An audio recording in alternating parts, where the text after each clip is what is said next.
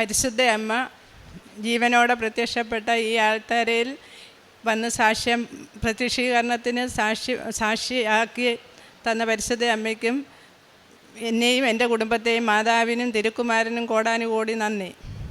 ഞാൻ ഹരിപ്പാട് കരുവാറ്റ പഞ്ചായത്തിൽ നിന്നും വരുന്നു. എൻ്റെ പേര് അമ്പിളി. ഇതെൻ്റെ മൂത്ത മകൾ ഹരിത, ഇളയ മകൾ ഹർഷ. ഞാൻ മാതാവിനെ പറ്റി ആദ്യമായി അറിയുന്നത് 2018 ഞാൻ ഹരിപ്പാട്ടിൽ നിന്നും കണിച്ചുകുളങ്ങര ഒരു കല്യാണത്തിന് പോകുമ്പോൾ ആലപ്പുഴ KSRTC ബസ്സിൽ കയറിയപ്പോൾ എനിക്ക് അവിടെ ഞാനിരുന്ന ആ ബർത്തിൽ നിന്നും എനിക്കൊരു കൃപാസനം പത്രം കിട്ടി. ആ പത്രം ഞാൻ അവിടെ ഇരുന്ന് വായിച്ചു, സാക്ഷ്യങ്ങളെല്ലാം ഞാൻ വായിച്ചു. അത് കഴിഞ്ഞ് ആ പത്രം ഞാൻ മടക്കി വെച്ചു. കുറേ കഴിഞ്ഞപ്പോൾ എൻ്റെ തൊട്ടപ്പുറത്ത് എൻ്റെ അത്രയും പ്രായമുള്ള ഒരാൾ വന്ന് എൻ്റെ അടുക്കൽ ഇരുന്നേച്ച് എന്നോട് ചോദിച്ചു, കൃപാസനത്തിൽ പോവുകയാണോ എന്ന് ചോദിച്ചു. ഞാൻ പറഞ്ഞു, അല്ല, എനിക്ക് കൃപാസനം എവിടെയാണെന്നൊന്നും അറിയത്തില്ല, എനിക്ക് പക്ഷേ ഒരു പത്രം കിട്ടി, ഞാനത് വായിച്ച്.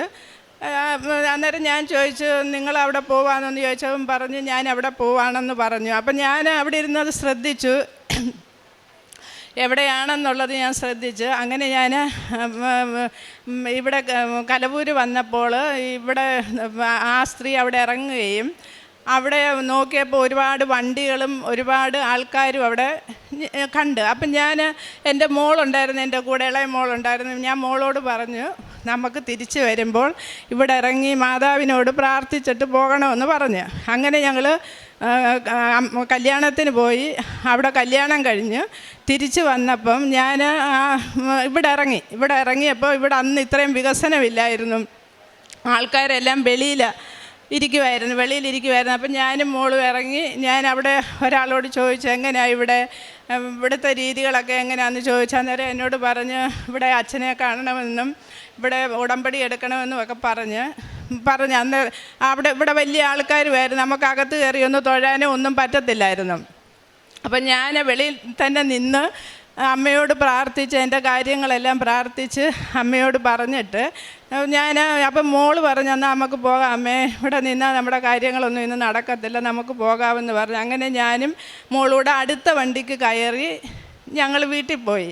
അപ്പം ഞാൻ പറഞ്ഞു, എന്നെങ്കിലും എനിക്ക് വരാൻ പറ്റുന്ന സമയത്ത് ഞാൻ ഇവിടെ വന്ന് ഉടമ്പടി എടുത്തില്ലെങ്കിലും എനിക്ക് നേരത്തെ തന്നെ എനിക്ക് മാതാവിനെ വിശ്വാസമായിരുന്നു, മാതാവിനെ ഈശോയെ എനിക്ക് വിശ്വാസമായിരുന്നു. ഞാൻ പഠിച്ചതും എൻ്റെ കൂട്ടുകാരും എല്ലാം ക്രിസ്ത്യൻ കുട്ടികളൊക്കെ ആയിരുന്നു. പഠിച്ച സ്കൂളും പള്ളിയുടെ സ്കൂളായിരുന്നു. അപ്പോൾ ആ സമയത്ത് തന്നെ ഞാൻ പള്ളികളിലൊക്കെ പോകുകയൊക്കെ ചെയ്യുമായിരുന്നു.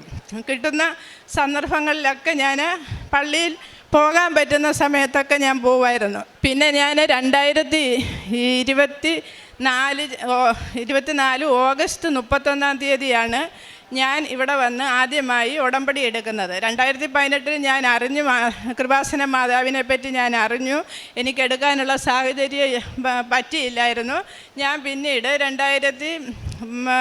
2024 ഓഗസ്റ്റ് 31 ഞാനും എൻ്റെ കുടുംബവുമായിട്ട്, എൻ്റെ മക്കളും എൻ്റെ ഭർത്താവുമായിട്ട് ഇവിടെ വന്ന് ഞാനും എൻ്റെ ഈ മൂത്ത മോളും ഉടമ്പടി എടുക്കാൻ ഉണ്ടായ കാരണം എൻ്റെ ഈ ഇളയ മോൾക്ക് 1 വയസ്സ് മുതലേ അവൾക്ക് അലർജി രോഗമായിരുന്നു.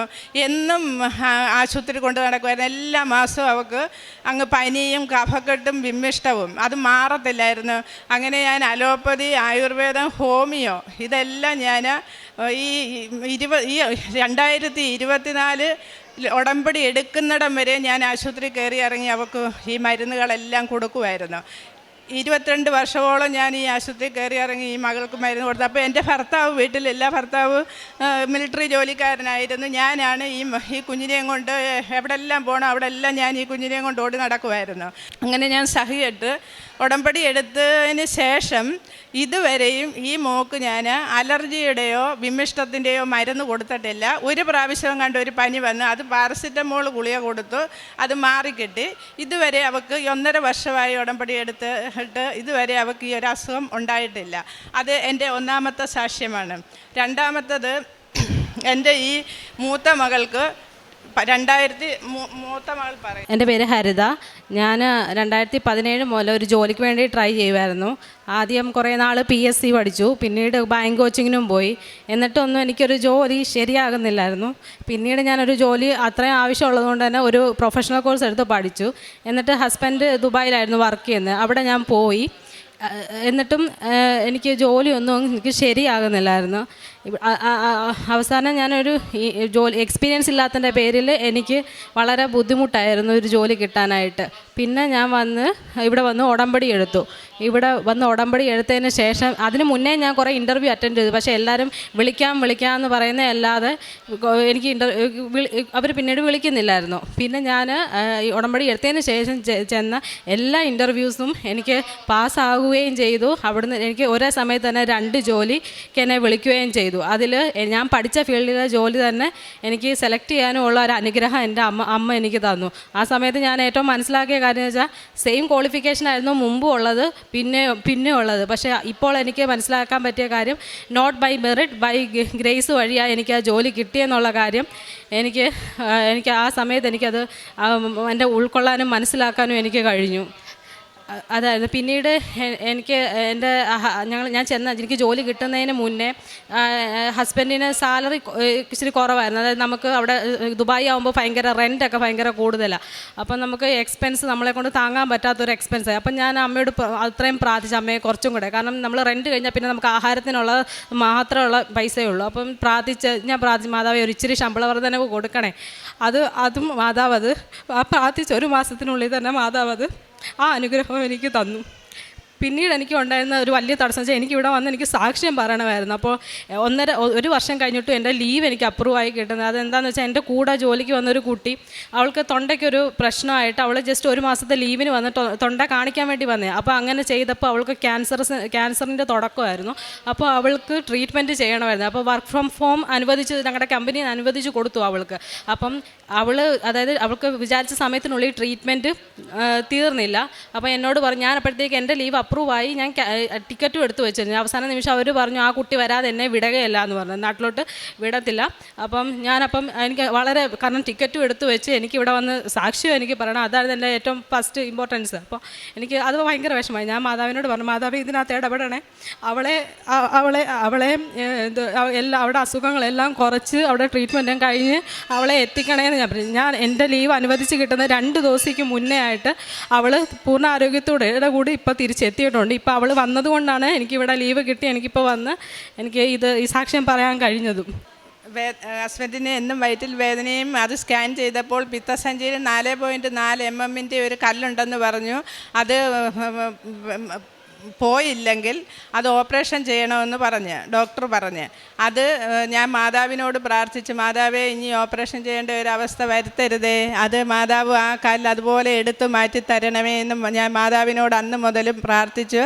3 മാസം കഴിഞ്ഞപ്പോൾ വീണ്ടും അത് സ്കാൻ ചെയ്തപ്പോൾ ആ കല്ല് അവിടെ ഇല്ലാതെ അപ്രത്യക്ഷമായി. അങ്ങനെ ഞങ്ങൾക്ക് ആ ഒരു അനുഗ്രഹവും തന്നു. അത് മാതാവിൻ്റെ എണ്ണയും മാതാവിൻ്റെ വിശുദ്ധ തൈലവും ഉപ്പും തേനും കഴിച്ചതിൻ്റെ ഫലമായി ആ കല്ല് പരിപൂർണമായും മാറ്റി ഞങ്ങൾക്ക് സൗഖ്യം തന്ന് മാതാവ് ഈശോയും ഞങ്ങളെ അനുഗ്രഹിച്ച്. 4ാമത്തെ സാക്ഷി, എൻ്റെ കൈ മടങ്ങിയ നൂരാൻ പാടാണ്. ഭയങ്കര വേദനയായിരുന്നു.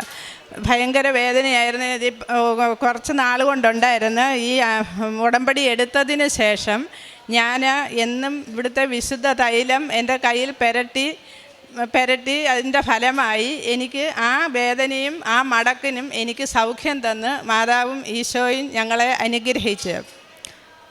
ഇത്രയുമാണ് ഞങ്ങളുടെ സാക്ഷ്യം. കാരുണ്യ പ്രവൃത്തി ഇവിടെ നിന്നും കിട്ടുന്ന പത്രം ഞാൻ മേടിച്ച് അത് വിശ്വാസ പ്രമാണവും പ്രാർത്ഥനയും ചൊല്ലിയതിന് ശേഷം ഹരിപ്പാട് ടൗണുകളിലും കടകളിലും ആശുപത്രികളിലും ഞാനത് അർഹതപ്പെട്ടവരുടെ കയ്യിൽ എത്തിച്ചു കൊടുക്കുന്നു. പിന്നെ ഞങ്ങളുടെ പരിസരത്തുള്ള ആൾക്കാരുടെ കയ്യിലൊക്കെ ഞാൻ ആദ്യമൊക്കെ കൊടുക്കുമായിരുന്നു. പിന്നെ അവർ 3ാമത്തെ പ്രാവശ്യം ഉടമ്പടി എടുത്തപ്പം പറഞ്ഞു, അവിടെ ഞങ്ങളുടെ ആ പരിസരത്തൊക്കെ ഒരുപാട് ആൾക്കാർ ഇവിടെ വന്ന് ഉടമ്പടി എടുത്തിട്ടുണ്ട്. അപ്പോൾ പലരുടെയും കയ്യിൽ ഈ പത്രങ്ങളൊക്കെ ഉണ്ട്. പിന്നെ വേണ്ടാത്ത ആൾക്കാർക്കൊന്നും ഞാൻ കൊടുക്കാറില്ല. ഞാനത് വേറെ അത് അർഹതപ്പെട്ടവരുടെ കയ്യിൽ അവർ മേടിക്കുന്നുണ്ട്. എന്നോട് ആരും ഇതേവരെ ഇത് വേണ്ടാന്നൊന്നും ഇതുവരെ എന്നോട് ആരും പറഞ്ഞിട്ടില്ല. അങ്ങനെ പിന്നെ ഇവിടത്തെ അച്ഛൻ്റെ ഞാൻ 5 മണിക്ക് വെളുപ്പിന് എണീക്കും. ആദ്യം ഞാൻ പ്രത്യക്ഷീകരണ പ്രാർത്ഥന ചൊല്ലി, അതിനുശേഷം ഡെയിലി ബ്രെഡ് അച്ഛൻ്റെ, അതിനുശേഷം ഞാൻ 2-3 സാക്ഷ്യം കേൾക്കും ദിവസവും. ഇത് ഞാൻ എൻ്റെ വാട്സപ്പിലുള്ള കൂട്ടുകാർക്കും ബന്ധുക്കൾക്കുമൊക്കെ ഞാൻ ഷെയർ ചെയ്ത് കൊടുക്കുന്നുണ്ട്. പിന്നെ ചൊവ്വാഴ്ചയുള്ള ധ്യാനം എല്ലാ ചൊവ്വാഴ്ചകളിലും ഞാൻ ധ്യാനം കൂടാറുണ്ട് ഓൺലൈനായിട്ട്. ചില സമയത്തെങ്ങാണ് എവിടെയെങ്കിലും ഒന്ന് പോകേണ്ടതായിട്ട് വന്നാൽ അന്ന് കൂടത്തില്ല. അത് പിന്നീട് ഞാനത് പിറ്റേ ദിവസം ഞാൻ അത് കാണുകയും ചെയ്യും, ഷെയർ ചെയ്യുകയും ചെയ്യുന്നുണ്ട്. കാരുണ്യപ്രവർത്തനം ഞങ്ങളെക്കൊണ്ട്, എൻ്റെ ഭർത്താവ് കാരുണ്യപ്രവർത്തനം കൂടുതൽ ചെയ്യുന്ന ആളാണ്, ഞാനും ചെയ്യും. എൻ്റെ മോളും ഇപ്പം ജോലി കിട്ടിയതിന് ശേഷം അവളെക്കൊണ്ട് പറ്റുന്ന രീതിയിലെല്ലാം അവളും ചെയ്യുന്നുണ്ട്. ഞങ്ങൾ പണ്ട് മുതലേ ആർക്കെങ്കിലും സാധുക്കൾക്ക് ദാനം ചെയ്യുന്ന കൂട്ടത്തിലാണ്. ഇന്നും അത് തന്നെ മുന്നോട്ട് കൊണ്ടുപോയിക്കൊണ്ടിരിക്കുകയാണ്. ബൈബിള് ഞാൻ ദിവസവും വായിക്കും. അത് 2018 മുതലേ ഞാൻ ബൈബിള് വായിക്കുന്നുണ്ട്. എന്ന് ഞാൻ ഈശോയെയും മാതാവിനെയും കൂടുതൽ അറിയാൻ തുടങ്ങി അന്ന് മുതലേ ഞാൻ ബൈബിള് വായിക്കുന്നുണ്ട്. ഇന്ന് വരെ അതിനൊരു മുടക്കവും വന്നിട്ടില്ല. പിന്നെ ജപമാല ഞാൻ ആദ്യം ഉടമ്പടി എടുക്കാൻ വന്നപ്പോൾ ഇവിടെ നിന്നും എനിക്കൊരു ജപമാല കിട്ടിയിരുന്നു. ഈ ആൾത്താരയിൽ നിന്ന് എനിക്കൊരു ജപമാല കിട്ടിയിരുന്നു. അത് ഞാൻ വീട്ടിൽ കൊണ്ടുപോയി വെച്ചിരുന്നു. എനിക്ക് ജപമാല അറിയത്തില്ലായിരുന്നു. കൂടുതലായിട്ട് എനിക്ക് ജപമാല എങ്ങനെയാണെന്നുള്ളതൊന്നും അറിയത്തില്ലായിരുന്നു. ഞാൻ ഇവിടുത്തെ ജപമാലയുടെ ധ്യാനത്തിന് മുന്നോടിയായിട്ടുള്ള ജപമാല കേട്ട് പഠിച്ച് ഞാനതിപ്പോൾ എന്നെക്കൊണ്ട് പറ്റുന്ന രീതിയിൽ ഇപ്പം ഞാൻ മാതാവിനോട് പറഞ്ഞിട്ടുണ്ട്. ഞങ്ങൾ ഹിന്ദു മതത്തിൽപ്പെട്ട ആൾക്കാരാണ്. അപ്പം ഞാൻ മാതാവിനോട് പറഞ്ഞിട്ടുണ്ട്, എനിക്ക് കൂടുതലൊന്നും അറിയത്തില്ല മാതാവേ, ഞാൻ ചെല്ലുന്നത് മാതാവ് അത് അംഗീകരിച്ചെടുക്കുക. അങ്ങനെ ഞാൻ പറഞ്ഞാണ് ഞാൻ ചെല്ലുന്നത്. എന്നാലും ഞാൻ ദിവസവും മാക്സിമം എന്നെക്കൊണ്ട് പറ്റുന്നിടത്തോളം ഞാൻ ഒരു കൊന്തയെങ്കിലും ഒരു ദിവസം ചൊല്ലി പൂർത്തീകരിച്ച് ബൈബിളും വായിച്ചിട്ടാണ് ഞാൻ എൻ്റെ ബാക്കിയുള്ള കാര്യങ്ങൾ ഞാൻ ദിവസവും തുടങ്ങുന്നത് തന്നെ. ആദ്യം ഞാൻ പ്രാർത്ഥന കഴിഞ്ഞിട്ട് എൻ്റെ കാര്യങ്ങൾ ഞാൻ തുടങ്ങത്തുള്ളൂ. ഇതൊക്കെയാണ് എൻ്റെ ആത്മീയമായും ഭൗതികമായും ഒക്കെയുള്ള വളർച്ചകളും എല്ലാം. പിന്നെ ഇത്രയും അനുഗ്രഹങ്ങൾ എനിക്കും എൻ്റെ മക്കൾക്കും എൻ്റെ കുടുംബത്തിനും എൻ്റെ ഭർത്താവിനും മരുമകനും എല്ലാവർക്കും തന്ന മാതാവിനും തിരുക്കുമാരനും കോടാനുകോടി നന്ദി ഞാനും എൻ്റെ കുടുംബവും അർപ്പിക്കുന്നു. നിങ്ങൾ എന്നെ തിരഞ്ഞെടുക്കുകയല്ല, ഞാൻ നിങ്ങളെ തിരഞ്ഞെടുക്കുകയാണ് ചെയ്തത്. നിങ്ങൾ പോയി ഫലം പുറപ്പെടുവിക്കുന്നതിനും നിങ്ങളുടെ ഫലം നിലനിർത്തുന്നതിനും വേണ്ടി ഞാൻ നിങ്ങളെ നിയോഗിച്ചിരിക്കുന്നു. ഹോം ലീവിന് വേണ്ടി അപ്ലൈ ചെയ്തപ്പോൾ അവിടെ ഹോം ലീവ് കിട്ടില്ലായിരുന്നു. ദുബായിൽ നിന്ന് ഇങ്ങോട്ട് വരാനായിട്ട് അവിടെ വലിയ തടസ്സമുണ്ടായിരുന്നു. ആ തടസ്സവും നിഷ്പ്രയാസം അമ്മയോട് പറഞ്ഞപ്പോൾ അമ്മയത് മാറ്റിക്കൊടുത്ത് ഈ മകൾക്ക് നല്ലൊരു ഹോളിഡേ നൽകി പ്രത്യക്ഷീകരണത്തിൻ്റെ സാക്ഷിയാക്കി അമ്മയുടെ സന്നിധിയിൽ എത്തിക്കുവാനായിട്ട് ഇന്ന് സാധിച്ചു എന്നാണ്. സാലറി ഇൻക്രിമെൻറ്റ് ചെയ്തും മാതാവ് ഈശോയും ഇവരെ അനുഗ്രഹിക്കുകയായിരുന്നു. ഉടമ്പടി ജീവിതത്തിൽ നാം ദൈവത്തെ തിരഞ്ഞെടുക്കുകയല്ല, ഞാൻ നിങ്ങളെ തിരഞ്ഞെടുത്തു എന്ന് ദൈവമാണ് പറയുന്നത്. കൃപാസനം ഉടമ്പടി ഒരു തിരഞ്ഞെടുപ്പും ഒരു സമർപ്പണവുമാണ്. നമ്മുടെ ഫലം കായ്ക്കുന്ന ഒരു ആത്മീയതയിലേക്കുള്ള ഒരു സമർപ്പണ ജീവിതം, പ്രാർത്ഥനയിൽ കൂടുതൽ തീഷ്ണതയും സ്ഥിരതയും പാപത്തിൽ നിന്ന് മാറി നിന്ന് ഒരു നല്ലൊരു വിശുദ്ധിയുമായ ഒരു ജീവിതവും കുടുംബത്തിലെ സന്തോഷവും സമാധാനവും വിശ്വാസത്തിലൊരു വലിയ ഒരു വളർച്ച ഒരു ഉയർച്ചയാണ് നമ്മുടെ ഉടമ്പടി ജീവിതത്തിൽ ഉള്ള മക്കളുടെ ജീവിതത്തിൽ നാം കാണാൻ സാധിക്കുന്നത്. നമ്മുടെ ജീവിതത്തിലും നമ്മൾ തിരഞ്ഞെടുക്കപ്പെട്ട മക്കളാണെന്ന് കരുതി നമുക്ക് ദൈവത്തിന് നന്ദി പറയാം. എല്ലാവർക്കും ഈ അനുഗ്രഹമില്ല. ഈ മകളൊരു ചെറിയൊരു പത്രത്തിൽ കൂടെ KSRTC ബസ്സിലിരുന്നപ്പോൾ കിട്ടിയ ഒരു പത്രത്തിൽ കൂടിയുള്ള ഒരു തിരഞ്ഞെടുപ്പാണ് ഈശോയുടെ തിരഞ്ഞെടുപ്പ്. ഈശോയ്ക്ക് ഇഷ്ടമുള്ളവരെ ഈശോ ഈ സന്നിധിയിലെത്തിക്കും. നമ്മളെല്ലാവരും തിരഞ്ഞെടുക്കപ്പെട്ട മക്കളാണ്. അതുകൊണ്ടാണ് ഇന്ന് നമ്മൾ പ്രത്യക്ഷീകരണത്തിൻ്റെ സാക്ഷിയായിട്ട് പരിശുദ്ധാത്മ പ്രത്യക്ഷപ്പെട്ട ഈ ആലയത്തിൽ വേദനയോടെ കണ്ണീരോടെ വന്ന് പ്രാർത്ഥിക്കുന്നത്. നമ്മുടെ പ്രാർത്ഥനയും ഒരിക്കലും കൈവിടാത്ത ദൈവമാണ് നമ്മുടെ കൂടെയുള്ളത്. നമ്മെ സംരക്ഷിക്കുന്ന ഒരമ്മയാണ് കൂടെയുണ്ടെന്ന വിശ്വാസത്തോടെ കൂടുതൽ തീഷ്ണതയോടെ നമ്മുടെ ഉടമ്പടി ജീവിതം നമുക്ക് മുന്നോട്ട് നയിക്കാം. അമ്പിളിക്കും കുടുംബത്തിനും ലഭിച്ച എല്ലാ അനുഗ്രഹങ്ങൾക്കും നമുക്ക് കരങ്ങളടിച്ച് ദൈവത്തെ മഹത്വപ്പെടുത്താം. യേശുവേ നന്ദി, യേശുവേ സ്തുതി, ആവേ മരിയ. അത്യപൂർവ ദൈവാനുഭവങ്ങൾ ഇനി നിങ്ങൾക്കും സ്വന്തം.